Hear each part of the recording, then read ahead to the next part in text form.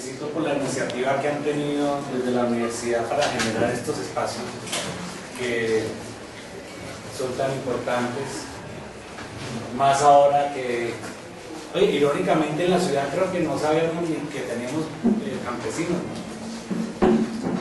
¿no creen ustedes? ¿Cuántos conocen el cultivo de papa? ¿Quién ha visto ordeñar una vaca? Bueno, no hay papas. ¿Por qué creen que hago estas preguntas?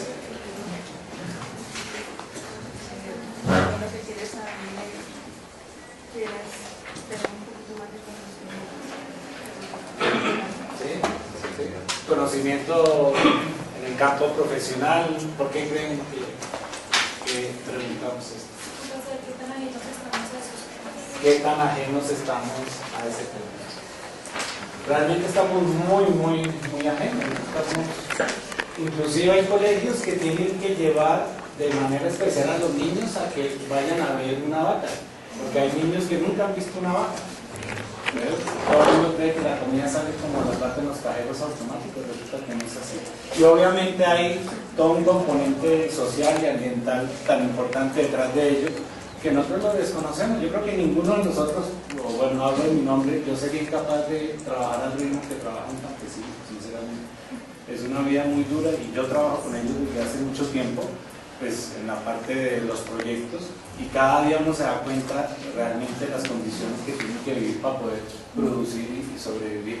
Actualmente, como estábamos hablando en la presentación, y gracias a Abraham por dando la presentación, trabajo con cacaocultores en distintas partes del país, en Tumaco, en Tibú, en el sur de Bolívar, en el Carmen de Chucurí, en Santander, y día a día pues vemos esa realidad del pequeño productor.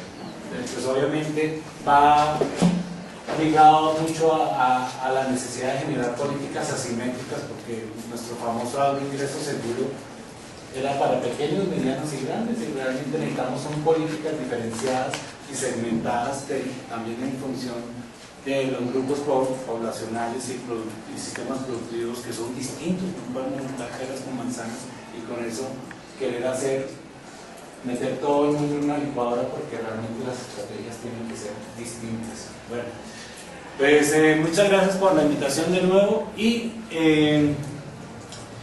yo creo que no voy a colmar las expectativas sobre el discurso de la agroecología, pero creo que sí puedo aportar algo en el término de la práctica de la agroecología.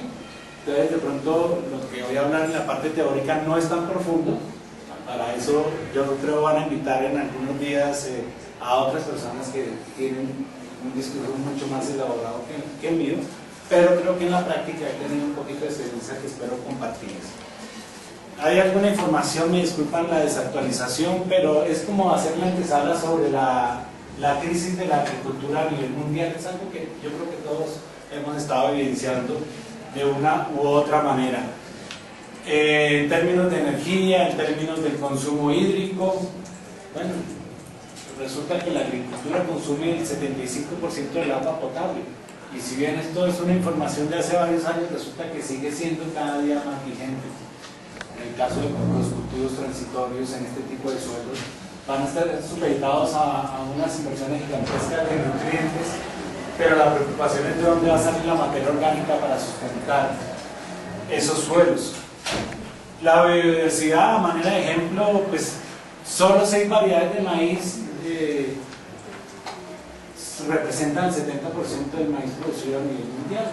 Hablamos de la biodiversidad, la introducción que hicieron sobre el manifiesto de semillas, que es una realidad. Imagínense, teniendo miles y miles de variedades de maíz, el 70% del maíz que consumimos proviene solo de 6 variedades.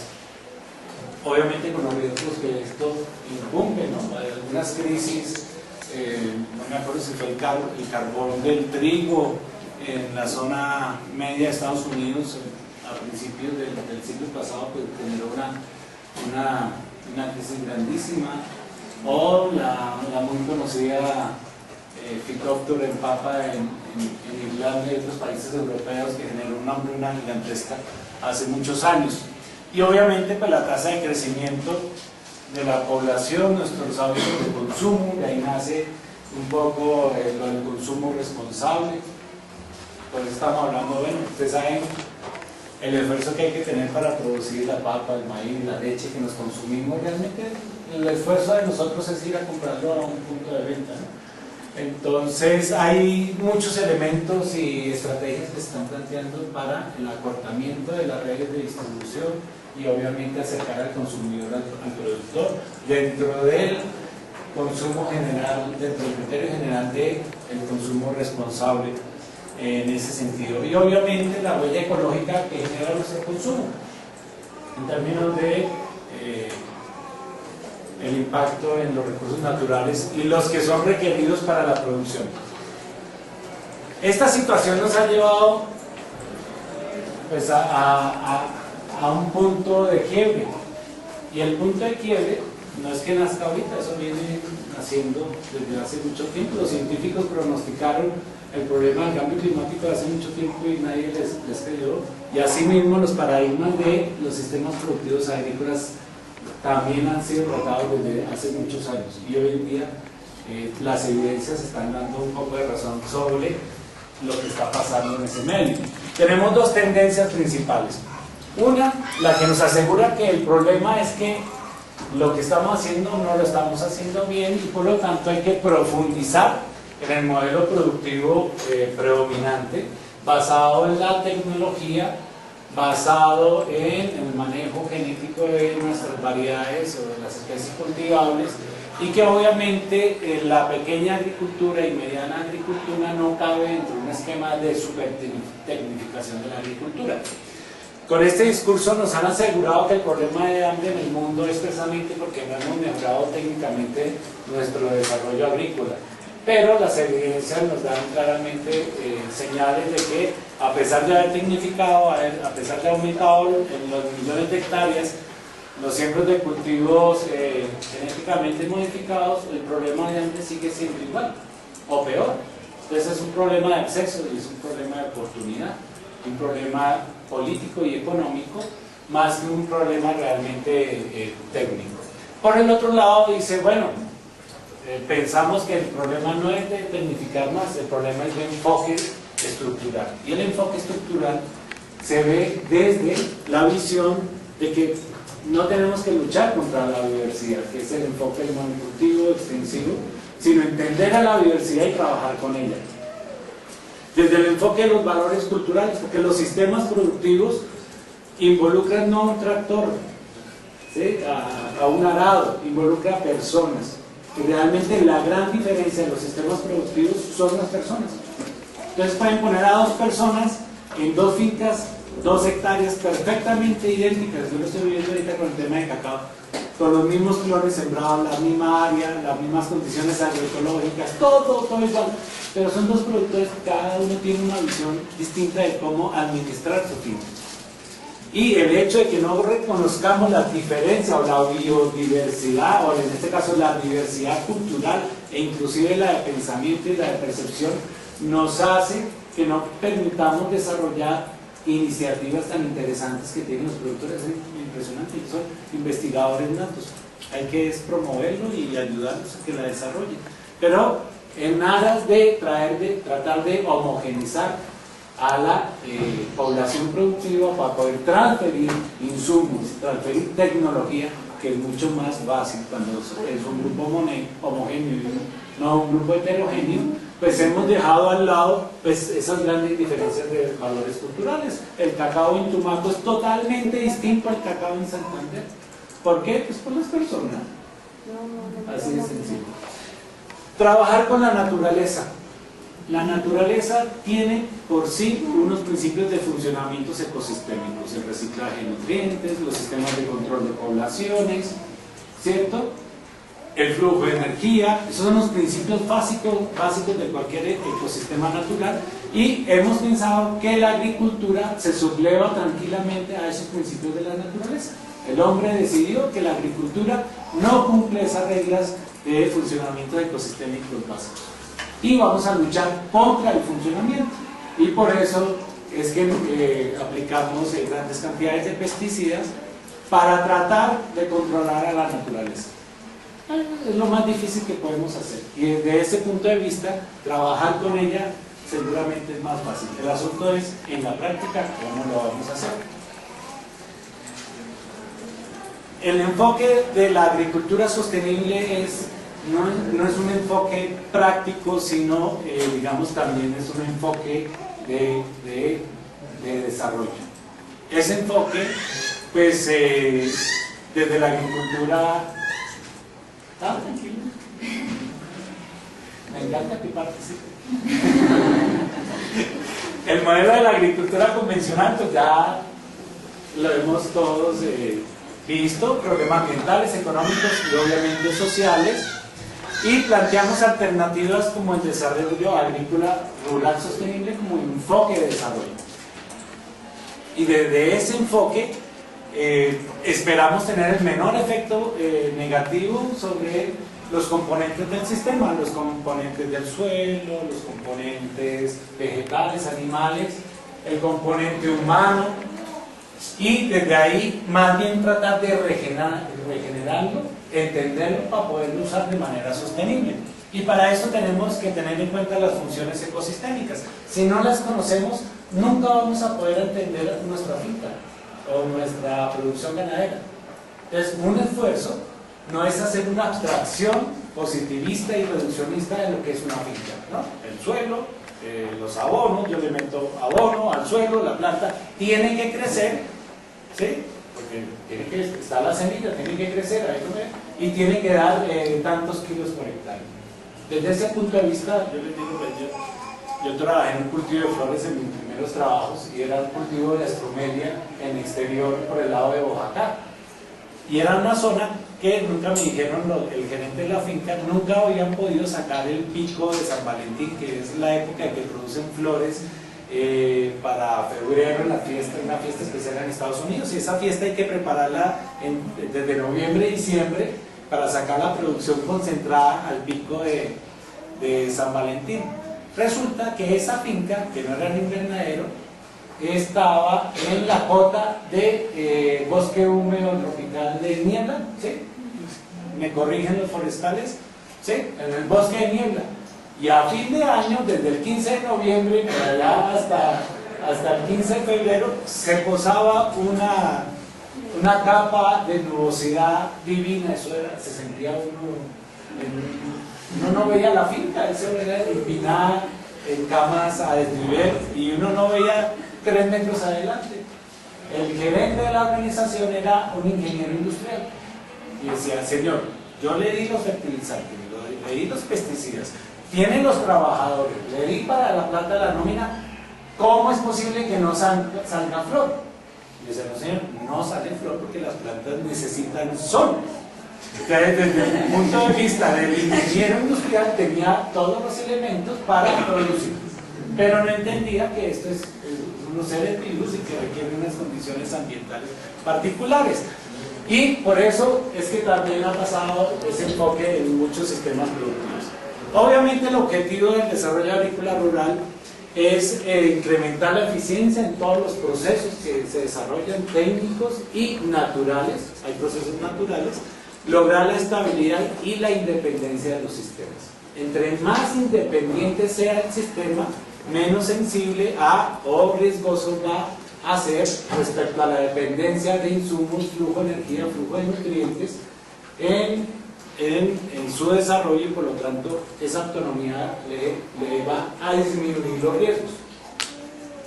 En términos de independencia, tenemos en cuenta que entre más simple sea la relación del ecosistema en términos de su conformación, es decir, un monocultivo extensivo es un sistema muy simple, y entre más simples sean los sistemas, tienen menos estrategias de mitigar el riesgo. Entonces, un monocultivo donde su base genética es muy homogénea, esa base genética tiene muy pocas estrategias para disminuir el riesgo o mitigar el riesgo ante un cambio climático, ante distintas condiciones. Yo siempre doy el ejemplo de la homogenización de los sistemas, por ejemplo, el sistema bancario mundial. Está tan unificado o tan simplificado el sistema que se cae la bolsa de Londres, se cae la bolsa de París, se cae la bolsa de Tokio, se cae la bolsa de Nueva York, se cae la bolsa de Nueva York y se cae la de Bogotá, la de Lima, ¿cierto? Porque es un sistema muy simplificado, el sistema económico. En la agricultura pasa lo mismo. Entre más simple sea el sistema, más riesgoso, menos estrategias de disminución o de mitigación. Y obviamente, la perspectiva es de adentro, es una perspectiva de desarrollo endógeno, es de adentro hacia afuera. No tengo un insumo, ¿dónde lo empiezo a buscar?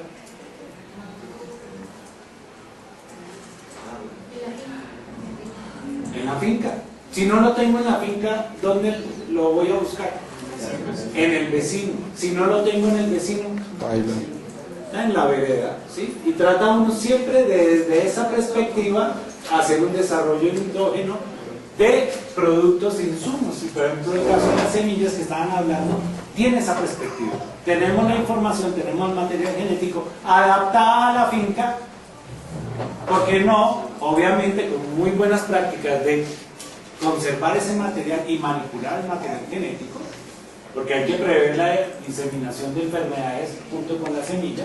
Eso sí hay que tenerlo en cuenta. Una cosa es la autonomía en el uso de la semilla y otra cosa es hacer mal uso de esa autonomía. Pero si lo hacemos así, pues desde esa perspectiva. En cacao, ¿qué estamos haciendo? Todo el mundo es a venderle los clones especializados que vienen de Ecuador, de no sé qué, a los cacaocultores. Pero a todas las fincas que vamos le preguntamos al productor: señor, usted tiene un árbol que produce todo el año, que saca buenas semillas en tamaño, que no le da moniliasis, que es una enfermedad terrible para el cacao, que resiste la escoba de bruja, que pepea todo el año. Dice: sí, yo tengo 1 o 2 arbolitos de eso, vamos a verlos. Y resulta que ellos tienen la solución en su propia finca. Entonces la idea es identificarlo, propagarlo, pero claro, con muy buenas prácticas para tener esa opción en términos de contar un desarrollo endógeno. Obviamente garantizar la igualdad de las personas para acceder a la tecnología, a la información. Usted no sabe lo que es un pobre productor totalmente desconectado. Hoy en día el cacao, yo pongo el tema del cacao porque lo estoy viviendo y puede ser una referencia. El señor que tiene 2 hectáreas en el sur de Bolívar, en el municipio de Santa Rosa del Sur, en la Quinta Porra, él depende del precio de bolsa del cacao de Nueva York. Increíble, ¿no? Entonces ellos de alguna manera tienen que estar informados sobre lo que está pasando en el mercado, tienen que estar informados sobre nuevas oportunidades tecnológicas, tienen que estar informados y preparados, porque el sistema es un sistema productivo que tiene un componente técnico, tiene un componente económico y un componente comercial que muchas veces se nos olvida. Esto es un negocio de distintos niveles, pero es un negocio en el que la familia sobrevive, un negocio en que la familia se reproduce económicamente. Y obviamente promover todo el tema de autogestión. Tipos de agricultura sostenible, pues ya ahí vamos a la parte técnica. Seguramente ustedes han escuchado de la permacultura, la agricultura limpia, la orgánica, la biodinámica, la naturalista, bueno, ¿cierto? ¿Se han escuchado de todos esos tipos de agricultura? ¿Cierto?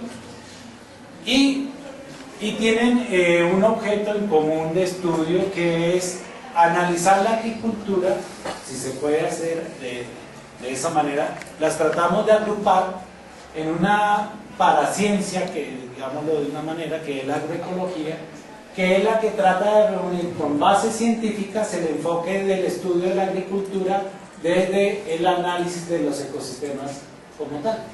Entonces entendemos al ecosistema agrícola como un agroecosistema, o sea, que funciona como funciona naturalmente un ecosistema. Si entendemos esa perspectiva, tenemos un enfoque distinto para analizar la agricultura. Y esa es la agroecología. Claro, la agroecología puede tener sin número de matices, porque un ecosistema, desde la perspectiva totalmente biológica, es la planta, el suelo, el medio ambiente. pero como es un sistema productivo, lo vemos como el suelo, la planta, el medio ambiente, las personas, la sociedad, la economía, el mercado. Y eso es lo que analiza la agroecología. Aquí hay algunos ejemplos y relación de sus líderes de agriculturas alternativas.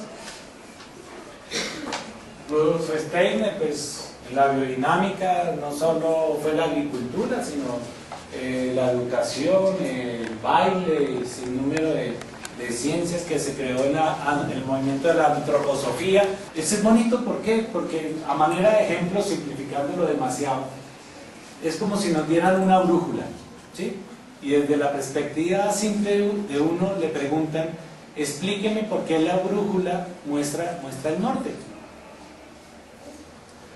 Desde la perspectiva práctica y simplista, ¿uno qué hace? ¿Qué haría uno? Desbarata la brújula para tratar de entender qué hay dentro de la brújula para que señale el norte. ¿Sí? Porque la respuesta está ahí adentro. Y entonces yo desbarato una realidad que es la brújula para entender a través de sus partes por qué señala el norte. Y resulta que la respuesta no está ahí, ¿cierto? Está afuera. Doy este ejemplo para entender que la agricultura es un poco lo mismo. No, desde el punto de vista de la biodinámica, no están todas las respuestas en el cultivo, están afuera también. Y ellos trabajan pues, los calendarios biodinámicos, la relación de las posiciones de los planetas y otro tema que son muy interesantes. La agricultura orgánica, Albert Howard, agrónomo del imperio inglés que se fue a la India, ¿sí? A los cultivos de caña, fuera de tomar gin tonic. Claro, la ginebra se la inventaron ellos porque empezaron a tomar tónica, que era agua carbonatada de quinina para el problema de la malaria, pero aprovecharon y sacaron la ginebra, le echaron la ginebra y se inventaron el gin tonic. Y de paso, este señor fue el que desarrolló el método indoor de compostaje, uno de, digamos, los que da un aporte más técnico al compostaje. Bueno, y hay otros grandes ejemplos de la trofobiosis, que es un tema muy interesante. Cladurbel, bueno, no los conozco a todos, pero a manera de ejemplo. Entonces, la agroecología. Luego le digo, este es mi forma de verlo, pero van a encontrar muchas definiciones. De pronto ustedes entre todas las definiciones pueden hacer su definición propia, ¿no? Entonces, es una ciencia alimentada por otras, en que se estudia de manera sistémica la agricultura desde una perspectiva ecológica viable y socialmente sensible, que tiene por objeto lograr el desarrollo rural sostenible. ¿Sí? Es una versión simplificada de la definición de agroecología, que obviamente la agroecología tiene un movimiento social muy fuerte, ¿no? A los que les interese toda la parte de la sociología rural, en la agroecología está la facultad del doctorado de agroecología en la Universidad de Córdoba, en España, que ha tenido este doctorado por muchos años. Es donde, digamos, es más fuerte la parte de sociología rural, la parte de política rural desde allí. La parte, digamos, de la visión dura, la parte técnica, yo me atrevo a decir que la lidera mi padrino, digo yo, Miguel Altieri, en la Universidad de Berkeley, en California, con quien pues, hemos hecho algunos trabajos. Entonces, pero se complementan, realmente todo se complementa. ¿Qué vamos a buscar en la agroecología como estrategias para trabajar? La eficiencia en todos los procesos, la diversidad y la autosuficiencia. Miren que muchas veces hablamos solo de la biodiversidad. Tenemos diversidad específica de las especies, genética, que es el banco genético, la diversidad especial, distintos arreglos de los cultivos, estructural, funcional, temporal y cultural. Muchas veces nos quedamos solo con la biodiversidad. Realmente la agroecología promueve que haya una diversidad en todos estos componentes. Y obviamente la autosuficiencia, que es un enfoque particular. ¿Un agroecosistema qué es? Pues el espacio donde confluyen todos esos elementos bióticos y abióticos interdependientes que trabajan simultáneamente con sinergias y retroalimentaciones y sistemas de control durante el tiempo, y que fundamentalmente, como toda ley de la naturaleza, es flujo de energía, flujo de materiales y sistemas de control entre las poblaciones. Eso es lo que funciona. ¿Qué es lo que pasa? A diferencia de un ecosistema natural, que el hombre interviene, subsidia o a veces controla. Esa es la gran diferencia con el ecosistema natural. ¿Están muy callados? ¿Hora de almuerzo? ¿Preguntas, señora? ¿Podrías explicar lo de sinergia, por favor? Sinergia es cuando dos componentes y un funcionamiento entre sí resulta más que decir 1 más 1. Entonces puede que 1 más 1 es 2, pero en la naturaleza no hay veces que 1 más 1 es 3. O sea que es un efecto sinérgico, es cuando se logra engrandecer los resultados de una relación entre los componentes de un ecosistema a través de una función específica. ¿Sí? Esa es la sinergia. Entonces, algo particular de los sistemas naturales es que hay muchas relaciones sinérgicas, como también hay relaciones antagónicas.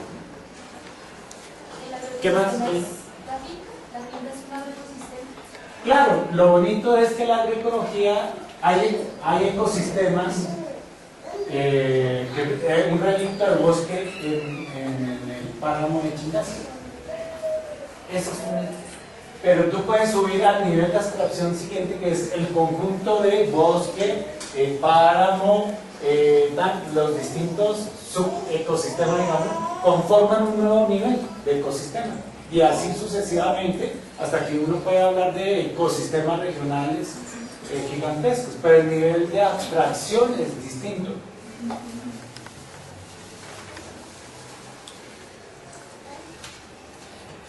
El flujo de energía, a los que trabajan en la parte productiva de los forestales, eso seguramente lo han visto en sus clases. Esto es clave.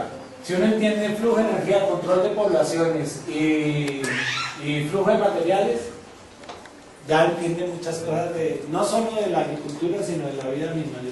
La energía solar pues, es una fuente de energía teóricamente por ahora inagotable, y no tenemos que subsidiar los sistemas en términos energéticos desde esa perspectiva natural. Pero como siempre queremos sacar más allá de lo que es la productividad en el estado de equilibrio de un ecosistema natural, pues eventualmente tenemos que entrar a subsidiarlos de una u otra manera. Y obviamente el hombre es el que entra a subsidiar estos ecosistemas. En términos de flujo de energía, ¿cómo los subsidiamos? Señora. Sí, puede ser, pero los fertilizantes más que todo es una fuente de nutrientes. Entonces, también a través de la competencia, nosotros evitamos competencia entre las mismas especies que tenemos en la agricultura, evitando que haya otras plantas que compitan por ellas por luz. claro, ¿cómo podemos optimizar en términos energéticos, aumentar el área foliar total de entre todas las especies cultivadas por metro cuadrado? La energía es gratuita, la tenemos que fijar en energía bioquímica a través de la fotosíntesis para que los residuos de esa energía bioquímica residente en la biomasa se acumulen mucho más que la que extraemos, porque eso es uno de los grandes problemas. Muchas veces extraemos más energía y más nutrientes que lo que aportamos. Entonces, irónico, ¿no? Nosotros cultivamos unas rosas de 1 metro de largo porque nos las pagan mejor, unos tallos gigantescos. ¿Qué es lo primero que hacemos cuando llegamos a la casa con esos tallos de rosas tipos? Lo aportamos. Entonces, ¿por qué no dejamos esos residuos de una vez allá en la finca, que es donde se necesita?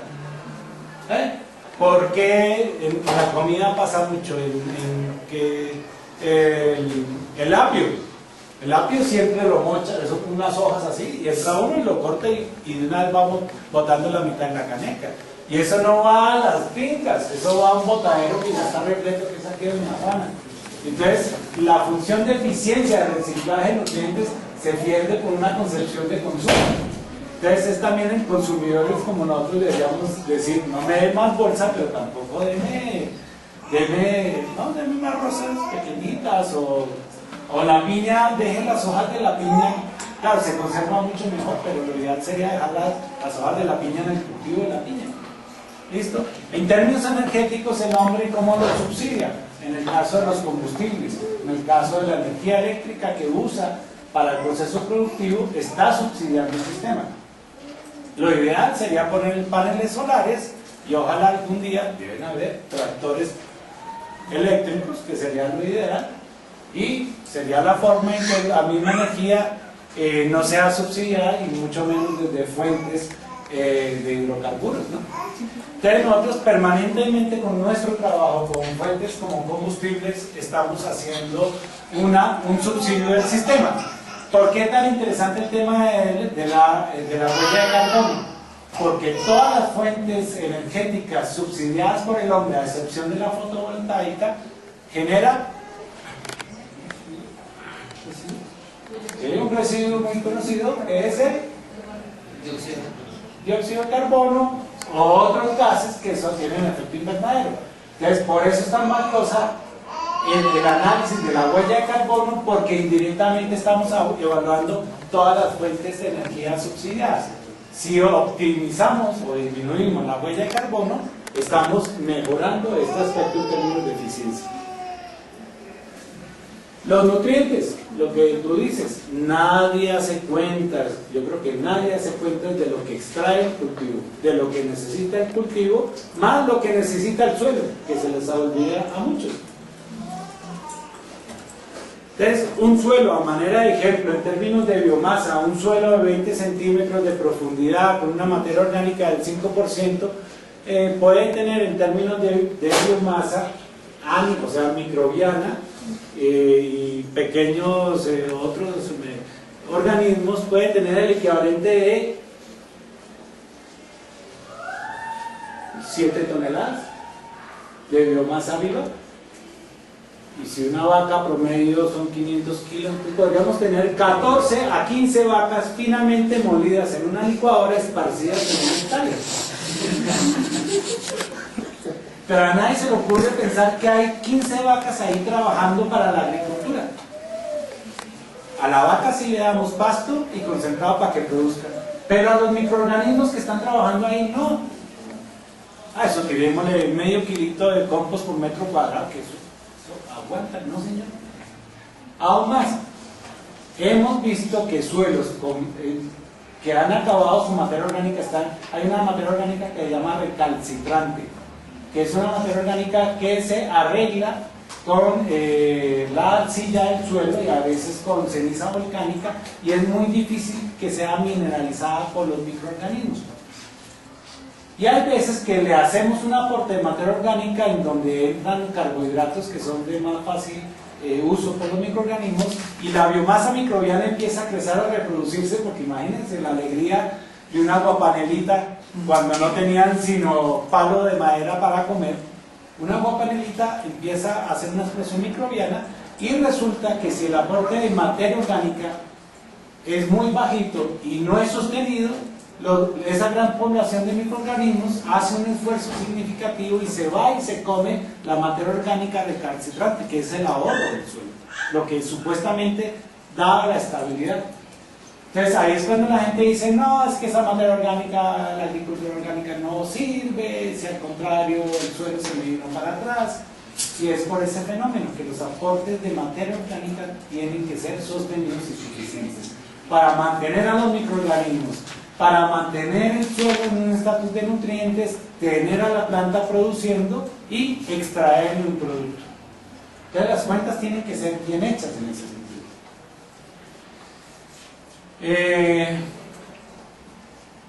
Y la regulación de poblaciones, que es el énfasis de la agronomía clásica, ¿no? Hay que matar todo. No, realmente no hay que matarlo, sino proveerle las condiciones para que ese control de poblaciones, esa regulación de poblaciones funcione. ¿Cómo? Con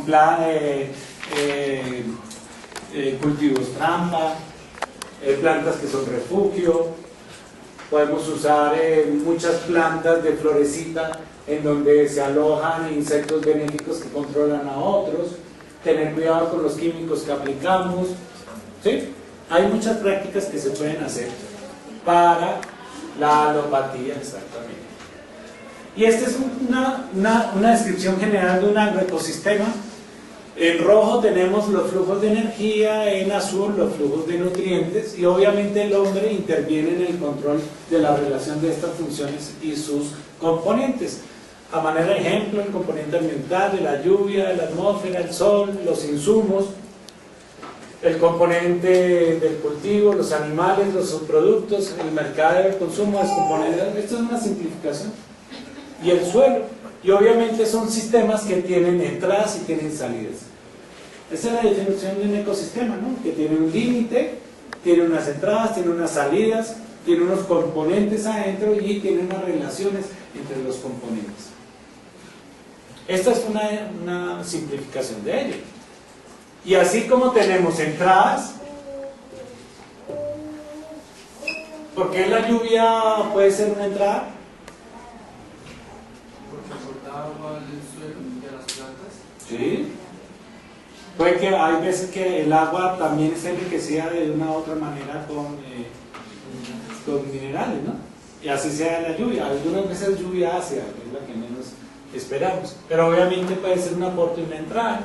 El sol nos da una fuente de energía gratuita y los insumos, que es la parte de subsidio cuando se necesita.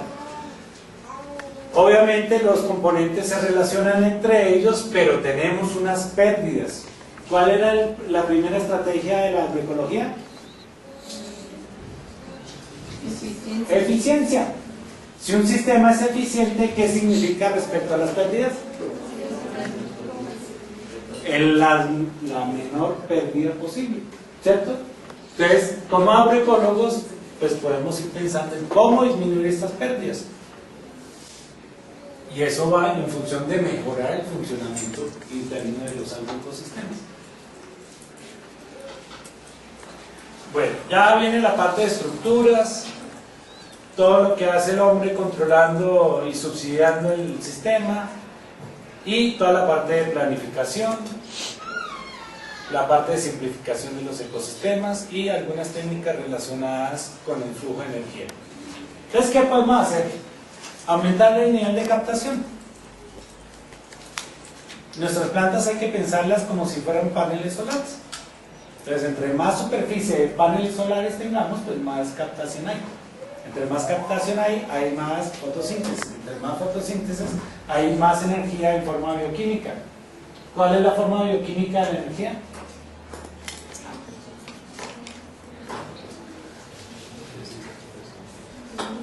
¿Ah? ¿Dónde hay alta energía bioquímicamente? Es hora de almuerzos. La glucosa. Sí, pero ¿en qué sustancias particularmente? El azúcar. Un azúcar hace parte de los Carbohidratos.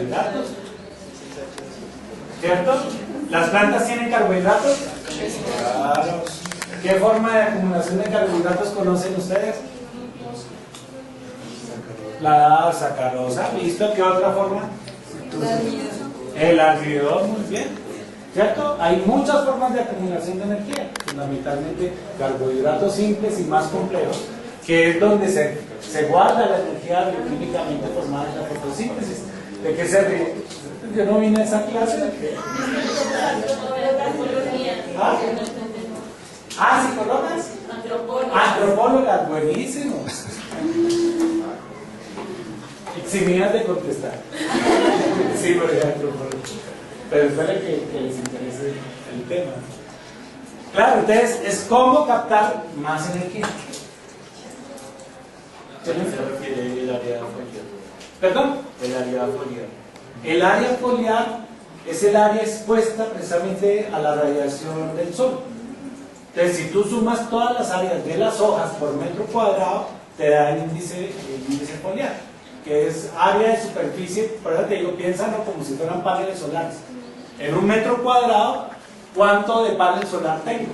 Entre menos panel solar tenga, pues menos energía captura. Y las plantas son nuestros paneles solares. Es en ese sentido. Entonces, obviamente tenemos que aumentar el área de captación y de esa manera almacenar la mayor cantidad de energía. Porque esa energía o sale en un producto o se incorpora como residuo en el cultivo y va al suelo. ¿Y esa energía a quién va a alimentar? A las 15 vacas que se llaman microorganismos que están trabajando gratuitamente dentro del suelo. 7 toneladas en promedio, depende del contenido de materia orgánica, pero piensen en eso, que ahí están trabajando un poco de animales para la agricultura. Y obviamente hay un equilibrio que es la tasa de mineralización. La materia orgánica como tal se descompone de distintas velocidades en función de la aireación, el aire, porque es un proceso oxidativo microbiológico, ¿cierto? La temperatura y la humedad. Todos esos factores se juntan y depende de sus relaciones, magnitud, se mineraliza más o menos. ¿Qué pasa cuando se mineraliza la materia orgánica? Se consume la energía y se liberan los nutrientes minerales que absorbe la planta. Entonces, por eso es importante tener un equilibrio entre acumular energía y liberar nutrientes. ¿Queremos darle muchos nutrientes a la planta? Aramos el terreno, no le echamos tanta agua, mineralizamos toda la materia orgánica, salen muchos nutrientes, la planta los toma, pero ¿qué pasa con la materia orgánica? La energía se consume y se va desgastando. Y la materia orgánica en la agricultura hay que pensarla como las cesantías. Es una cosa que uno nunca debe tocar. Debes acumularlas y guardarlas, no las toques. ¿Listo? La materia orgánica es así.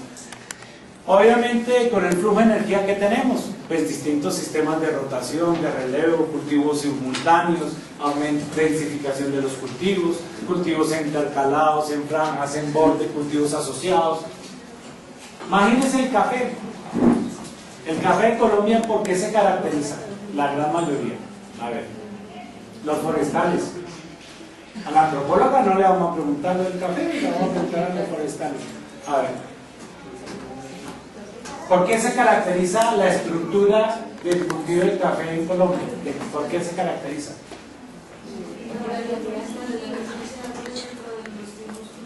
Árboles dentro de los mismos cultivos, ¿cierto? Entonces tiene distintos niveles de estructura. El café, ¿cierto? Es arbustivo, puede que vayan así, encima con otro estrato que puede ser el plátano, banano, y puede que tenga el estrato más alto que es el nogal cafetero, por ejemplo. Tiene 3 niveles de estratificación. Lo más bonito es que las plantas están preparadas por tu evolución a trabajar a distintas longitudes de onda. Buenísimo. Entonces hay unas que están preparadas para recibir los rayos del sol directo. Hay otras que están preparadas para recibir ya una luz más difusa, y hay otras que están abajo, que están acostumbradas y preparadas genéticamente para trabajar con unas longitudes de onda totalmente difusas y no radiación directa. Entonces la naturaleza ya sabe cómo hacerlo. El asunto es que nosotros aprendamos a entender eso. Entonces, a eso vamos con cultivos asociados, que incluye pues coberturas y estructuras a distintos niveles. Me encantaría tenerles fotos para todos los ejemplos, pero me disculpen, no lo tengo. Este es un cultivo orgánico intensivo de hortalizas en el sur de España. Bueno, ahí uno dice, ay, lástima, como un arbustico, como meterle, ¿cierto? Eso cuando corre el viento, pues la erosión eólica en esta zona es muy alta. Entonces, pues por más orgánico, que me encanta, preferible que sea orgánico a que sea transgénico, pero podemos hacerlo aún mejor, ¿cierto? Entonces el laboreo del suelo, entre más laboremos el suelo, ¿qué pasa? Más pérdida de materia orgánica, porque aumenta la oxigenación y se oxida la materia orgánica microbiológicamente. ¿Listo? Y fuera de eso, degradamos físicamente la estructura del suelo. Por lo tanto, tenemos que buscar alternativas de labranza mínima a labranza reducida. Manejo de residuos de cosecha. Podemos trabajar lo que se llama compostaje en superficie, que es la acumulación de los residuos de manera sistemática, dándole un correcto manejo, ¿no? Regla de oro: no incorporar residuos frescos vegetales en profundidad. porque si lo metemos muy hondo y hay mucha humedad, no se produce una oxidación, sino se produce una Clarificación. exactamente. Y el resultado de esa metanización, como un pantano. Sí, la materia orgánica se acumula, pero no sigue otra ruta metabólica de descomposición que no es la oxidación, sino la metanización. Y la proporción de residuos cosecha. Cuando tratamos de sacar demasiado del cultivo, pues estamos quitando parte de las cesantías. Entonces hay que tener un balance entre lo que extraemos y lo que dejemos de residuos. Sistemas de poda, el caso del cacao. Poda, poda, poda, saque la madera, quémela afuera. ¿Sí? Entonces, cambiar el sistema de poda es importante. Entonces, en vez de esperarse un año para que llegue la época de poda, ¿por qué no hacer podas chiquitas donde sacrificamos menos biomasa y no dejamos que crezca el árbol, crezca la rama, crezca la rama, crezca la rama? Al año venimos y quitamos una rama así. ¿Por qué no hacemos podas chiquitas en donde existe la ramita así? Podamos y sacrificamos este poquito de biomasa y regulamos el crecimiento del árbol. ¿Sí? Eso pasa en muchos cultivos. Y obviamente la producción agrícola pecuaria es indispensable. ¿Por qué? Porque no siempre el sistema agrícola puede satisfacer la totalidad de sus requerimientos de materia orgánica a través del reciclaje de la biomasa residual. Entonces nos toca buscar otras fuentes de biomasa para poder preparar los abonos y que nos dé el equilibrio de nutrientes y materia orgánica que necesitamos. Lo mejor es la integración agrícola-pecuaria. Entonces pasamos de la finca integral campesina, ¿sí?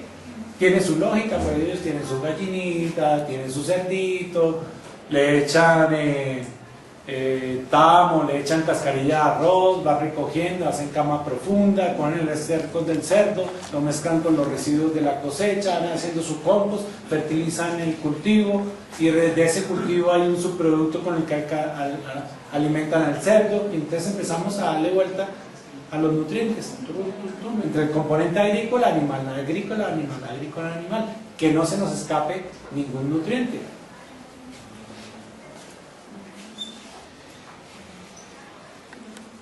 Obviamente los nutrientes, pues aumentar esa eficiencia y el abonamiento mineral. Hay productos pues, químicos clásicos que han sido tratados industrialmente, pero también hay muchas alternativas para la agricultura orgánica. Hoy en día, ustedes no saben lo que era hace 15, 20 años tratar de hacer agricultura orgánica aquí en Colombia, era muy, muy difícil. Eso uno correteando al señor del asadero para que le regalara la ceniza de leña.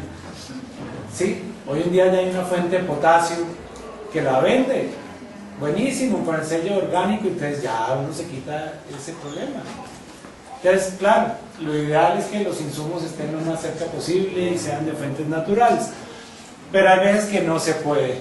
Pero la mineralogía de muchos materiales básicos de origen volcánico nos pueden dar soluciones a este problema.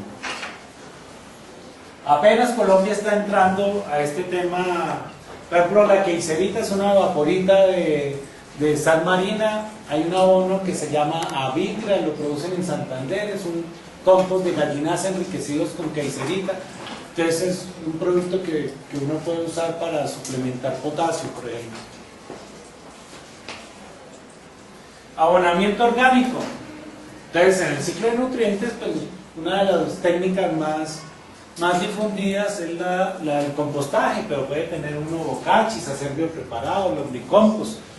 Este señor tenía un negocio divino que era el mantenimiento del área de seguridad del aeropuerto. Lo contrataron para podar el área de seguridad. Entonces él alquiló un terreno al lado del Parque de la Florida y cerca de él habían unos establos, unas caballerizas gigantescas. El señor se iluminó, le estaban pagando por recortar el pasto del aeropuerto, él tenía sus máquinas para hacerlo y mezclado con el abono del caballo. Este señor en patio de compostaje tenía 5.000, 7.000 toneladas de compostaje simultáneamente, mecanizado, que ya vaya uno a darle vuelta a punta de pala a una pila de compostaje y me cuentan cómo es. Eso es bien complicado, señora. Boccacci es un tipo, el compost trata de tener un equilibrio entre la mineralización, o sea, oxidación y humificación, que es conservar la materia orgánica mucho más polimerizada. Si tú remueves la materia orgánica, la oxigenas mucho y le tienes un contenido de humedad relativamente bajo, se te va todo por la fase de mineralización. ¿Sí? ¿Quién ha visto hacer carbón de leña? ¿Quién ha visto? Levanta la mano. ¿Cierto?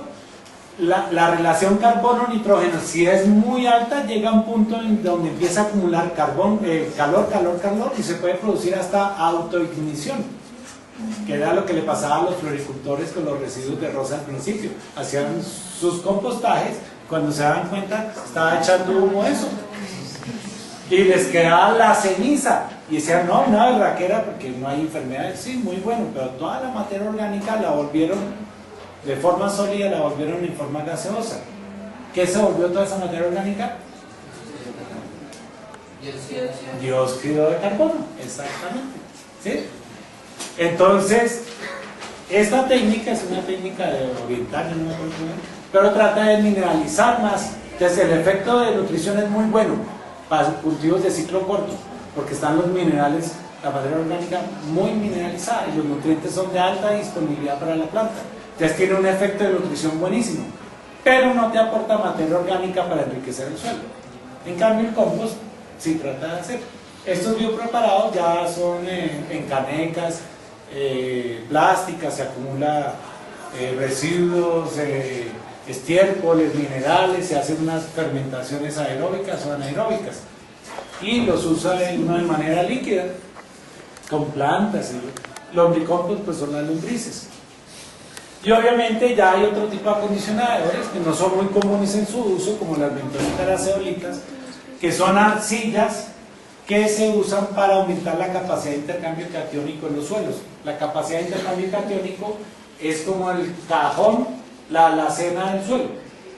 Entre más cajones tenga uno, tienen donde guardar más comida. Un suelo con baja capacidad de intercambio catiónico tiene pocos cajones.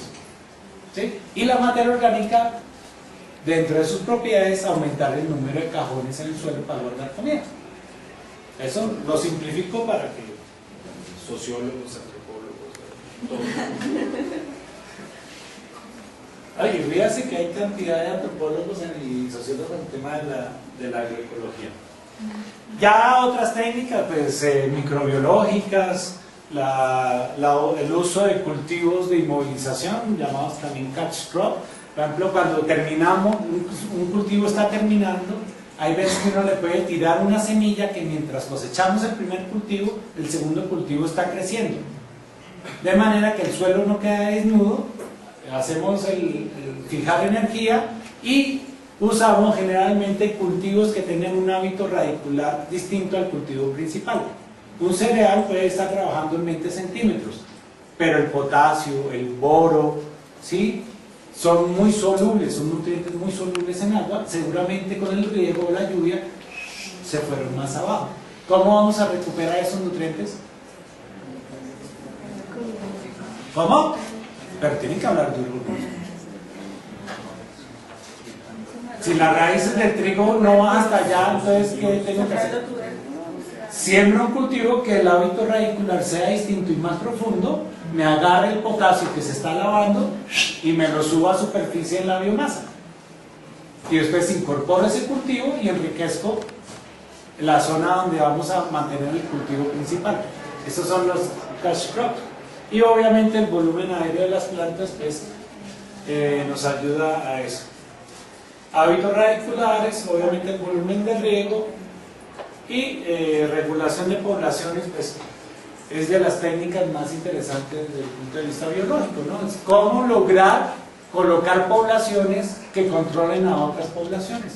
Cuando hemos fumigado mucho, pues todas las poblaciones bajan, no solo la plaga, sino la benéfica. Entonces el susto del agricultor es que no, si yo no fumigo, entonces me aparece la plaga, pero es que si te aparece la plaga Si controla la plaga, es muy posible que nunca te va a aparecer el que la controla. Entonces tratamos de simplificar el sistema diciendo, mejor matemos a todos. Entonces, los primeros pasos para conversión de agricultura ecológica son muy duras, porque como uno está preparado con otra mentalidad, el susto de no fumigar para controlar algo pues es grandísimo. Pero obviamente cuando el ecosistema alcanza ese nivel de equilibrio, es cuando descansa el productor. Gracias. Bueno, control de albences, control de insectos, regulación de enfermedades. Los productores de hortalizas creo que era en Cota. Don Miguel, que eso tenía una tienda y cancha de tejo, y eso los sábados era la perdición. Tiene un juego que se llama, bueno, los que sepan, Sacarruin, ¿sí? Se llama así, los que han jugado viejo. ¿Sí? Es que en cada mano, el último, el que haga la peor mano, paga la cerveza. Ahí ven quién perdía siempre. Y terminaba yo pagándole la cerveza a todos los productores del proyecto. Era una belleza. Una pregunta, la parte que hablaba del control de las especies. ¿Cómo está la temática? O sea, ¿cuál es la propuesta dentro de la agroecología para la renovación de las especies de abejas y que son toda la parte de polinizadores, que tienen todo ese problema con los transgénicos? Perfecto. Entonces, termina. ¿No? Eso bueno. Entonces, es eso. La perspectiva, una de las estrategias es entender a la naturaleza y trabajar con la naturaleza. ¿Cierto? Entonces, uno de los grandes problemas mundiales es la pérdida de la capacidad polinizadora de las abejas, por muchos motivos. No soy experto en el tema, pero sí sé que se está perdiendo esa capacidad de polinización. Y obviamente esa función, ¿quién la va a reemplazar? Entonces, una solución es crear especies que no necesiten polinizarse. Por favor. La otra es, miremos por qué estamos matando las abejas. ¿Cierto? Entonces, desde esa lógica tenemos que crear los espacios, el hábito y el ambiente para que las especies que nos proveen un servicio, en este caso de polinización, tengan las mejores condiciones para sobrevivir. Obviamente tenemos riesgo del vecino, el vecino que fumiga, el vecino que tiene el cultivo con transgénicos, ¿sí? Y entonces el reto del agroecosistema es lo que preguntaban. La finca no puede estar aislada, desafortunadamente nos gustaría que fuera como un mundo aparte, pero la realidad no es esa. Estamos rodeados por infinidad de elementos, circunstancias, personas, el vecino que le importa un carajo y le echa a los arbolitos que acabo de sembrar en el borde de la cerca, va y le tira el matamaleza porque sí. Entonces tenemos eso tan metido en la cabeza que es tenaz. Una productora que se iba a certificar, un productor que iba a certificarse en Boyacá, en Montana, todo el esfuerzo de su conversión y tomate bajo invernadero, eso no es fácil. Y el señor le cogió el tiro y estaba produciendo un tomate espectacular. Y dijo, bueno, me quiero certificar, trabajar en Utah. Y tuvo que hacer una vuelta antes de la auditoría de certificación, se vino a Bogotá y le dijo, mamá, tenga la finca bonita, ¿no? Porque yo que venga de Bogotá, vienen a hacerme una auditoría de certificación. Y como toda mamá, ¿sí? Entran al cuarto y uno, no, el cuarto tan horrible, no sé qué, pero se va al invernadero y el pasto alrededor del invernadero que estaba como alto, ¿qué se le ocurrió a la mamá? Llamar al vecino y decirle, no, tiene que tener una visita, nos van a revisar el cultivo y ese pasto está muy alto, eso hay que echarle algo, que vean que nosotros controlamos esa vaina. Entonces todo el esfuerzo del pobre productor con su propia mamá, pues lo perdió en un segundito, pues porque no comunicó, porque no habló con el vecino, porque no fue una estrategia de grupo, ¿sí me entiendes? Entonces el reto es muy grande porque son como polos de desarrollo que son personas que tenemos el reto, y digo tenemos porque de una otra forma, pues no soy agricultor, pero todos trabajamos por ello, es compartir, y por eso creo que estoy acá, compartir. Entonces es importante eso. No trabajar solo. Y por ejemplo, las abejas, pues yo no fumigo, creo el mejor espacio para ellas, pero el vecino hace todo lo contrario, pues Ellas vuelan que hasta 3 kilómetros para alimentarse, en 3 kilómetros a la redonda puede pasar cualquier cosa.